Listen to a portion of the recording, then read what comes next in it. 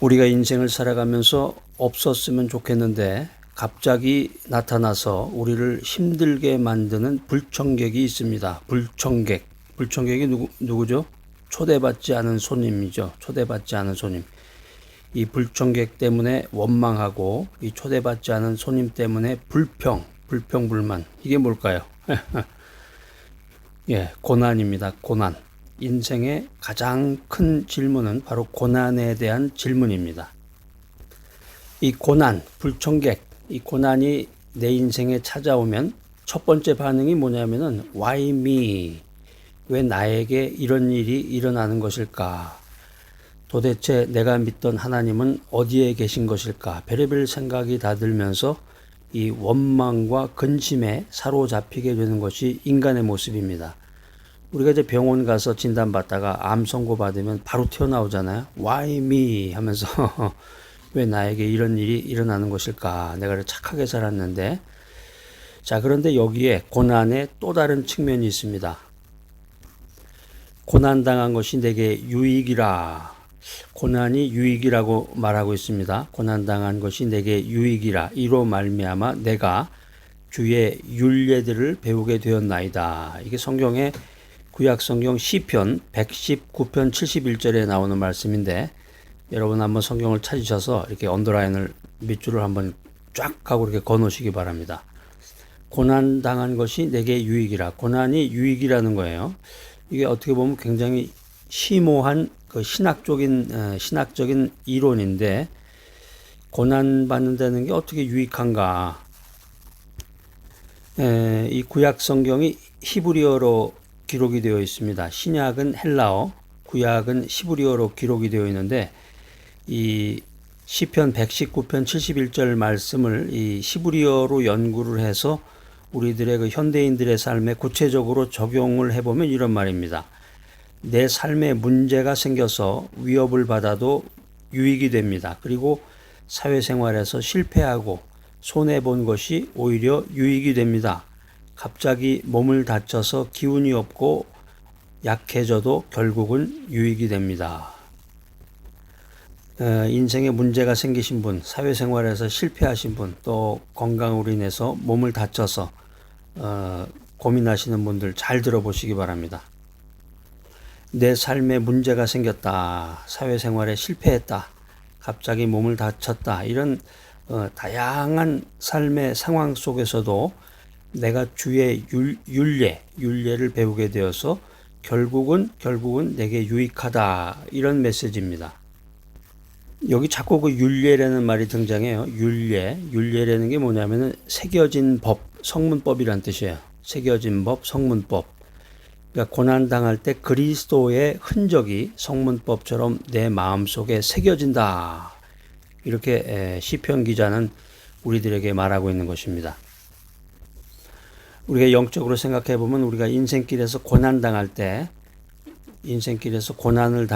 이 말씀의 흔적이 내게 남아서 존귀하신 주님의 뜻을 깨닫게 되는 것입니다. 그래서 이 성경 말씀은 고난이 유익하다, 이런 말씀을 하고 있는 것입니다. No cross, no crown. No cross, no crown. 십자가가 없으면 부활의 영광이 없다. 다시 말하면 고난이 없으면 상급이 없다, 이런 말입니다.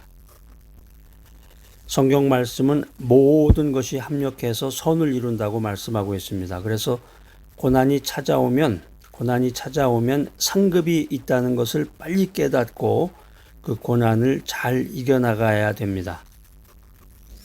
신약 성경 빌립보서 1장 12절 말씀입니다. 여러분 한번 성경 찾으셔서 한번 다 같이 읽어보시기 바랍니다. 한 목소리로 시작. 형제들아, 내가 당한 일이 도리어 복음 전파에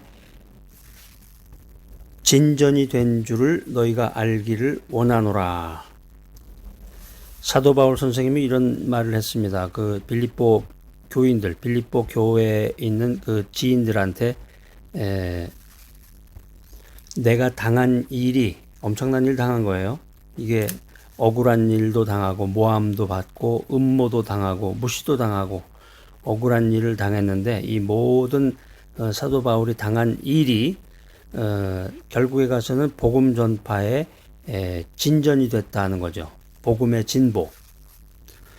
여기서 나오는 그 당한 일, 나의 당한 일이라고 하는 것은 사도 바울이 로마 감옥에 갇히게 됐다는 것입니다.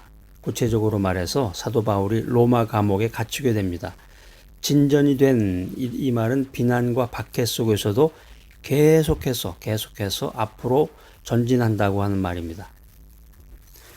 이게 어떻게 보면 난센스 같은데, 사도 바울이 이제 교회 일을 하다가, 주님의 일을 하다가, 복음을 전하다가 감옥에 갇히게 됐는데, 감옥에 갇힌 것을 즐거워하는 거예요.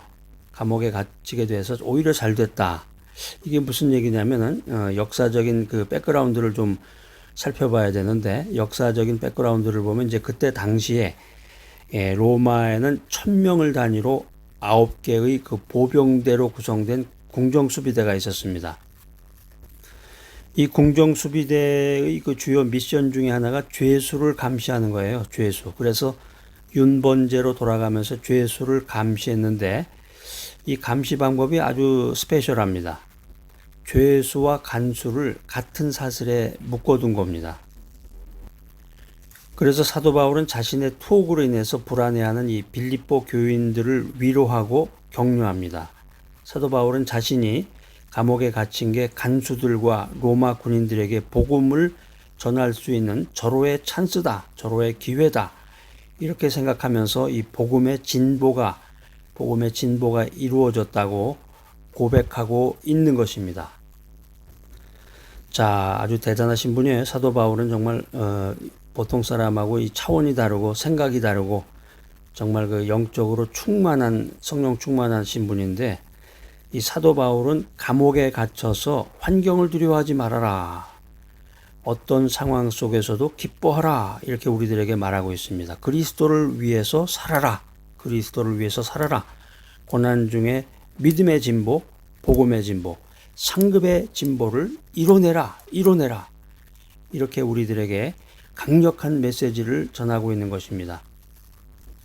자, 이 귀한 메시지 들으신 여러분들, 멍한 상태로 그냥 하루하루 지내지는 않으시는지요? 주일이 되면 그냥 간신히 교회 출석하는 것으로서 자기 임무를 다했다고 생각하려는지 모르겠는데, 오늘 이 메시지 들으시면서 여러분 도전을 받으시기 바랍니다. 사도 바울은 복음을 전하다가 감옥에 갇혀서 억울한 일을 당하게 됐는데도 불구하고 환경을 두려워하지 말아라, 어떤 상황 속에서도 기뻐하라, 이렇게 우리들에게 권면하고 있습니다.